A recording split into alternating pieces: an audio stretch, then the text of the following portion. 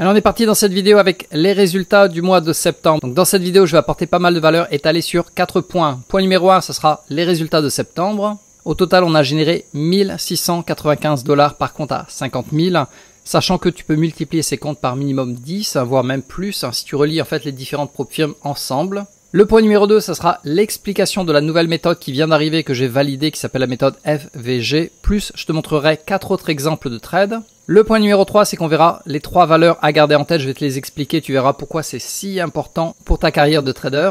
Et finalement, on va terminer avec mes projets du mois d'octobre, c'est-à-dire tester 2 nouvelles méthodes qui peuvent arriver à des moments différents des autres méthodes. Parce que souvent on me pose la question, mais comment est-ce que tu fais pour jongler entre 3 ou 4 méthodes ? La réponse est simple, c'est que les 3, 4, voire même 5 méthodes n'arrivent jamais au même moment. Ce qui fait que tu peux rajouter carrément une 6e, voire même 7e méthode, si toutefois elles ne vont pas arriver au même moment.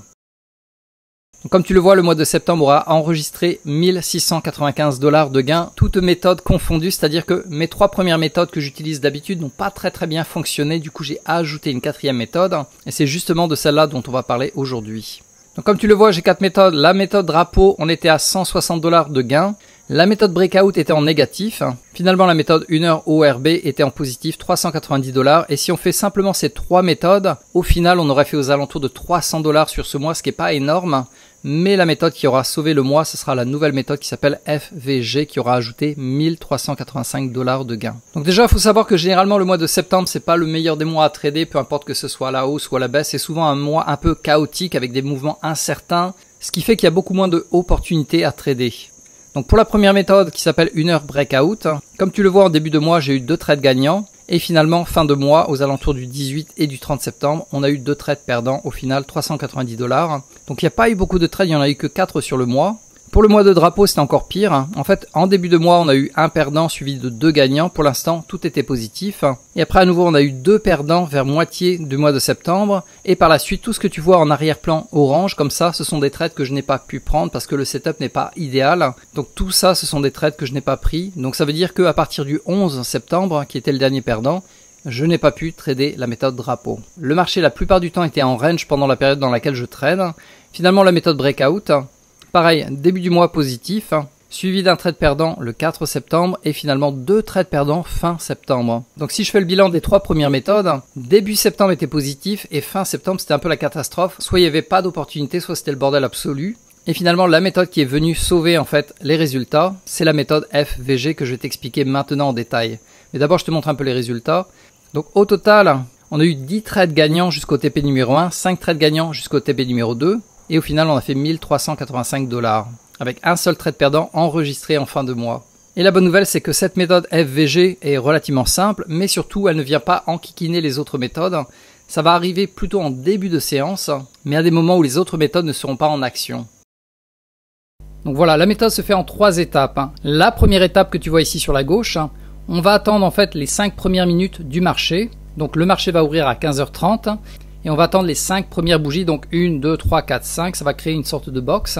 Et dès qu'on va casser en fait cette box avec une belle bougie dont le corps finit à l'extérieur, on va commencer à se préparer. Et on va passer à l'étape numéro 2, donc attendre la fermeture de la bougie d'après pour voir que l'on a créé ce qu'on appelle un FVG. Donc qu'est-ce qu'un FVG? Je vais donner une image très simple, vois-le comme un hamburger. Le hamburger est constitué de 3 bougies. La bougie du milieu, c'est celle qui a cassé. Et les 2 tranches de pain, ça sera la bougie d'avant, la bougie d'après. Et si jamais les 2 tranches de pain ne se touchent pas avec les antennes, ça va créer ce qu'on appelle un FVG. Donc comme tu le vois ici, le point le plus haut de l'antenne est ici. Le point le plus bas de l'antenne de la bougie suivante est là, elle ne se touche pas.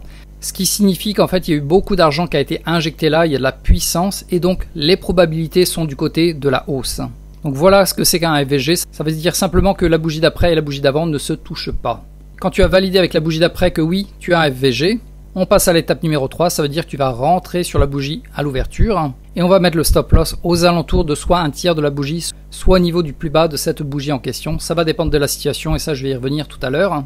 Et ensuite on va viser un risque récompense de 1 sur 2, c'est-à-dire d'un côté on peut perdre 150 $, mais d'un autre côté, si ça marche, tu vas gagner 300 $. Donc voilà, ça c'est l'exemple haussier et pareil pour l'exemple baissier. Étape numéro 1, on est à l'intérieur du range de 5 minutes. Là, je ne te l'ai pas dessiné sur la gauche, mais en gros, là, ça faisait on yoyotait à l'intérieur du range de 5 minutes. Finalement, on va le casser avec une belle bougie dont le corps va finir à l'extérieur. Étape numéro 2, on va s'assurer d'avoir un FVG, donc on attend la fermeture de la bougie. Et si on reprend l'analogie du hamburger, tu as la tranche de pain, et ici tu as le steak. Donc si les deux tranches de pain ne se touchent pas, tu es prêt à manger ton hamburger. Ça veut dire que tu vas rentrer à la bougie d'après, notamment ici. Le stop loss, tu vas le mettre au niveau de la queue de la bougie. Et on va viser un TP de risque récompense de 2 aux alentours de ici. Donc comme tu l'as vu, visuellement c'est très simple à identifier. Tu attends d'avoir une cassure. Tu attends la bougie d'après qui va valider que oui ou non tu aurais un FVG, donc un trou on va dire. Si c'est le cas, hop, tu rentres à la bougie d'après. Donc là notamment c'était une vente. Et ensuite tu as juste à faire preuve de patience parce que souvent les trades vont durer une bonne dizaine de minutes, voire même peut-être plus. Donc nous voilà arrivés le 15 septembre. On va d'abord attendre les 5 premières bougies pour faire ce que j'appelle la box de 5 minutes. Et ensuite on va attendre d'avoir une belle cassure à l'extérieur. Donc cette bougie elle a fermé juste à l'extérieur. Pour moi c'est pas valide, il faut vraiment qu'on ait une bougie qui est fermée complètement à l'extérieur. Celle d'après, elle a démarré depuis l'extérieur et elle est toute petite. Elle mesure combien? 0,03%. Le minimum pour moi, c'est 0,05% de taille de corps. Si j'ai pas 0,05%, je ne prends pas le trade. Ensuite, on est revenu dans la box. Finalement, voilà, on a cette bougie-là qui mesure 0,05%. C'est valide. On regarde la bougie précédente. Le plus haut de l'antenne était ici. Le plus bas de l'antenne suivante était là. Si jamais je te le montre sur l'écran. Comme tu le vois, elles ne se sont pas touchées. Donc, effectivement, on a le FVG. On va pouvoir entrer à la bougie d'après. Vu que la bougie mesurait que 0,05%, généralement en dessous de 0,08%, je vais préférer mettre le stop loss à 2 ticks en dessous du plus bas de cette bougie. Donc je vais le mettre à 2 ticks en dessous ici. Et ensuite pour mon premier TP, ça sera risque récompense de 0,98. Donc là on va y arriver ici aux alentours de là. Voilà, bref on était là ici. TP numéro 1 validé. Et ensuite mon TP numéro 2, ça sera 1,90 de risque récompense. Donc aux alentours de ici, on l'aura pas chopé, finalement c'est revenu légèrement en arrière, c'est reparti et finalement on l'aura chopé aux alentours de cette bougie ici. Voilà, donc on va y arriver plus précisément, voilà ici. Donc voilà, premier trade gagnant sur ce jour-là et ensuite éventuellement on peut faire un deuxième trade si jamais on revient contre la box. Mais ça n'a pas été le cas et à partir de 16h40 j'évite de trader. On va passer au jour suivant, le 16. Donc là on a nos 5 premières minutes avec la box et ensuite on a cassé avec cette bougie-là, qui mesure 0,06%, c'est valide, à condition d'avoir ce que j'appelle le FVG. Donc on va noter le plus bas de la bougie précédente, le plus haut de la bougie suivante. Effectivement, on a notre hamburger, on peut le manger ici. Donc là, on va faire un short, c'est-à-dire qu'on va rentrer à la bougie d'après ici, en vente. Vu que la bougie est relativement petite, généralement en dessous de 0,08%, je vais préférer mettre le stop loss à 2 ticks au-dessus. Donc voilà, ici. J'agrandis mon écran pour avoir les mesures exactes. Donc je suis rentré exactement à l'ouverture de la bougie ici. Hop, voilà. Mon risque récompense, maintenant je l'ai mis à 0,85. Donc dès que je vais atteindre un risque récompense de 0,85, notamment c'est ici, je peux rabaisser en fait mon stop loss au point d'entrée. Comme ça, pas de trade perdant si ça remonte. Et si ça continue à descendre, ça sera éventuellement un trade gagnant. Donc là, on va viser notre TP à 0,98 de risque récompense. Donc là, on l'aura largement atteint déjà. TP1 validé. Et pour le deuxième TP, ça sera 1,90. Généralement, j'aime bien l'arrondir à 1,88 parce que des fois, on va arriver à 1,88, 1,89, mais pas 1,90 exact sur le risque récompense. Donc là, on était à 1,48. C'est remonté. Et finalement, ça va descendre jusqu'à combien? Est-ce qu'on va le choper? Et là, comme tu le vois, on est descendu exactement à 1,9. Donc c'est pour ça que par sécurité, des fois, je préfère le mettre à 1,88. Voilà ici. Donc à nouveau, TP1 et TP2 atteints le lendemain. Le 17. Donc là, on a les 5 premières minutes de l'ouverture. Généralement, quand c'est en chute totale rouge comme ça, je ne prends pas le trade parce qu'il peut y avoir un retournement. Donc là, de toute façon, les bougies étaient trop petites. Et ensuite, ici, on n'a pas... La bougie est trop petite. Donc là, pas d'opportunité ce jour-là, je pense. Et après, il est au-delà de 16h40, je ne trade pas. Donc le mercredi, pas de trade. Le jeudi... Donc le jeudi, on arrive sur la box de 5 minutes ici, on ne la casse pas vers le haut, on descend en flèche vers le bas. Généralement, comme je te l'avais dit en fait, si on démarre du haut de la box et qu'on arrive déjà tout en bas, même si on a une belle cassure, je vais éviter ce genre de trade parce que généralement il va être perdant. Pour le coup, au passage, je pense qu'il aurait été gagnant au minimum jusqu'au TP1, mais je ne l'ai pas pris ici. Et ensuite, on retourne à l'intérieur de la box, on redescend sans la casser. On commence à remonter, ici on a une légère pause avec une bougie rouge, donc ça valide qu'on peut rentrer à la bougie d'après si jamais ça casse. Elle mesure combien? Elle mesure 0,08% en termes de corps ici, c'est valide. À nouveau, le stop loss sera à 2 ticks en dessous de la mèche. La première étape, ça sera de valider en fait ce que j'appelle le break-even, c'est-à-dire arriver aux alentours de 0,85 ici. Donc voilà, break-even validé. je peux rehausser mon stop loss ici. Donc quoi qu'il arrive, soit le trade sera gagnant, soit il sera match nul. Et ensuite, je vais viser le TP numéro 1 aux alentours de 0,98. Voilà, ici on l'aura atteint. Et le TP numéro 2, ça sera 1,88. Également, on l'aura atteint aux alentours de ici. Donc comme tu le vois, en général, ça prend quelques minutes pour arriver au TP numéro 2. Donc tu as quand même le temps de faire tes repères visuels. C'est relativement cool. Voilà, donc un nouveau trade gagnant pour ce jour-là. Et ensuite, on n'est pas revenu dans la box. Et après, il est trop tard. Et on va finir la semaine avec le vendredi. Donc voilà, on est dans la box. On est sorti de la box à peine avec une toute petite bougie. On ne peut pas prendre le trade. De toute façon, il n'y a pas de FVG. Finalement, on a une belle bougie qui mesure combien? 0,11%. On a le FVG parce que le haut de la bougie était là, le bas de la bougie était là, ça ne s'est pas touché. Généralement, quand je veux avoir une grosse bougie comme ça, 0,11%, donc au-delà de 0,8%, donc à partir de 0,09%, 0,10, 0,11 et au-delà, je vais en fait favoriser de mettre le stop loss à 1/3 du corps de la bougie. Pour le 1/3, je vais utiliser le Fibonacci, c'est comme ça que je peux voir très rapidement. En fait, j'ai fait des petits traits comme ça qui me permettent de voir que voilà, mon stop loss sera aux alentours de ici, plus précisément voilà ici. Donc on va rentrer, hop, à la bougie d'après, ça sera la bougie de 15h51. Et la première chose à faire, ça sera de viser en fait le break-even aux alentours de 1,85, voilà, que l'on aura atteint ici. Et ensuite le TP numéro 1, que l'on aura atteint ici à peu près. Et finalement le TP numéro 2, je pense pas qu'on l'aura eu. Non, on est monté à 1,3 et ensuite on est redescendu à break-even. Donc voilà, TP numéro 1 sur ce trade et ensuite on revient dans la box.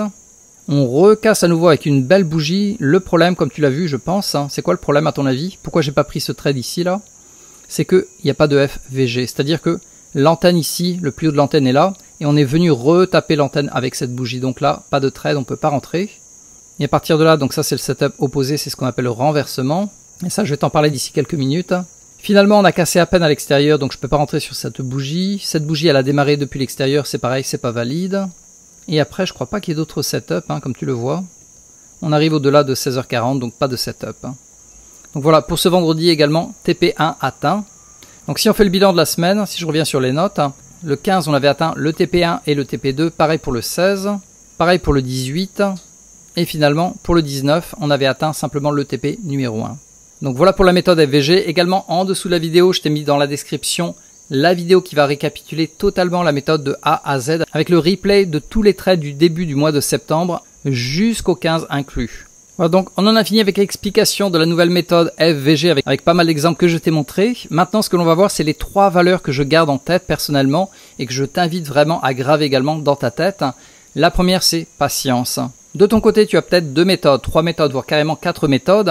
Il faut faire preuve de patience. Si les méthodes ne pointent pas leur nez, tu ne prends pas de trade. Tu vas pas inventer une 5e méthode soudainement sur l'écran alors que tu l'as pas backtesté. Donc patience est vraiment très important. Il n'y a pas de setup, tu ne prends pas de trade.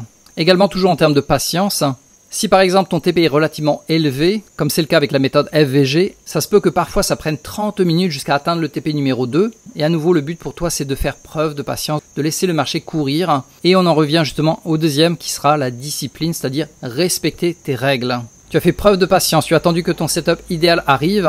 Une fois qu'il est là, pas d'autre choix que de rentrer sur ton trade et de respecter à la fois ton stop loss. Tu ne le bouges pas plus bas, même si ça commence à y aller en direction de ton stop loss et on n'est pas loin, tu ne le bouges pas plus loin. Et pareil pour le TP, si ça a l'air de glander, de se rapprocher de plus en plus du TP, mais ça fait déjà 20 minutes que tu es dans le trade et ça n'a pas l'air de vouloir y monter, tu ne le touches pas. Discipline, tu respectes tes méthodes. Et également, toujours en parlant de discipline, je t'invite à faire des backtests sur plusieurs mois, tester au minimum une centaine de trades par méthode que tu utilises, pour vraiment te familiariser à la fois avec la méthode, mais également réaliser que souvent tu auras des trades perdants, voire consécutifs perdants. Et on arrive justement au 3e point, c'est l'acceptance. Tu peux passer d'un mois fantastique où tu te sens le génie du marché, tu appuies sur le bouton achat, bam, tu gagnes de l'argent, quoi qu'il arrive. Presque tous tes trades sont gagnants. Ça y est, tu as déniché la clé du mystère du trading. Tu es le meilleur trader au monde. Tu te vois déjà acheter une Porsche que tu vas garer devant la maison en bord de plage. Et jolie maison qui est sur une île tropicale. Donc la vie est belle, c'est fantastique. Mais malheureusement, la semaine d'après, c'est la catastrophe. Tu as 3 trades perdants consécutifs. Il n'y a pas de setup idéal. Qu'est-ce qui se passe ? Et c'est là où on parle de l'acceptance. Quoi qu'il arrive dans ta carrière de trader, tu auras toujours des mois pas terribles, voire carrément des mois négatifs, des semaines exceptionnelles, des jours très pourris. Et ça, c'est vraiment hors de ton contrôle. La seule chose que tu peux contrôler, c'est la patience, la discipline, et ensuite accepter que le marché te donne ce qu'il a à te donner. Tu as mis ton stop loss au bon endroit, le TP au bon endroit, c'est le marché ensuite qui va décider si oui ou non il y va. Et toi, tu dois l'accepter. Et on en revient au backtest. Quand tu fais des backtests sur une année totale, à ce moment-là, tu vas réaliser que oui, tu auras des mois fantastiques, des mois incroyables, mais également des mois négatifs. Et quoi qu'il arrive, tout le monde y passe. Même les meilleurs traders au monde, ils auront de temps en temps des périodes négatives, mais ils vont l'accepter. Voilà, donc patience, discipline et acceptance. Donc on arrive presque au bout de la vidéo. Le dernier point, ce sera les projets du mois d'octobre de mon côté. Donc les projets pour le mois d'octobre, déjà ce vendredi 10 octobre, il faut savoir que ce sera notre 15e anniversaire de mariage. Donc je vais te montrer quelques photos.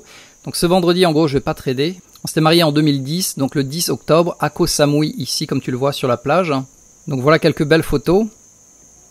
Donc c'est Masumi, mon épouse. Et voilà, le bisou qui nous a fidélisés pour une quinzaine d'années déjà. Donc pour les projets, je pense qu'on va d'ailleurs retourner à Koh Samui ce vendredi-là. En fait, on va prendre le bateau, on n'est pas très loin, 1h30 de bateau, pour retomber sur la même plage de notre mariage. Donc voilà pour le premier projet en tête. Et sinon, j'ai deux autres méthodes à tester. La première, c'est ce qu'on appelle le Power Bar. Et la deuxième, ce sera la méthode de renversement. Ces deux méthodes vont se faire également sur le Nasdaq avec le MNQ. Et le Power Bar, en fait, ça sera à l'ouverture du marché. C'est relativement simple à faire. Je vais acheter une formation là-dessus. Également, il y a un indicateur, donc je vais le tester tout au long du mois de octobre. Et si jamais ça tient la route, c'est-à-dire qu'on a un beau taux de réussite, mais également un bon risque-récompense, à ce moment-là, je ferai des vidéos pour t'expliquer la méthode, et je vais également le trader en live. Et finalement, la deuxième méthode, c'est la méthode renversement, qui est relativement simple aussi, que j'ai commencé à guetter du coin de l'œil, et je vais éventuellement aussi le valider d'ici fin octobre. Donc voilà pour les projets, célébrer le mariage, et tester deux autres méthodes pour en valider au minimum, j'espère, une. On arrive au bout de cette vidéo. Si tu l'as apprécié, pense à cliquer sur j'aime. Également, pense à t'abonner ici tout en bas à droite parce que je vais publier ce genre de vidéos avec les nouvelles méthodes que je teste, les résultats que j'obtiens et comment justement trader ces méthodes. Donc vraiment, pense à t'abonner ici tout en bas à droite. Et si maintenant tu as encore 20 minutes devant toi, je t'invite chaleureusement à regarder la vidéo qui va reprendre toute la méthode FVG avec la possibilité également de télécharger en dessous de la vidéo le PDF.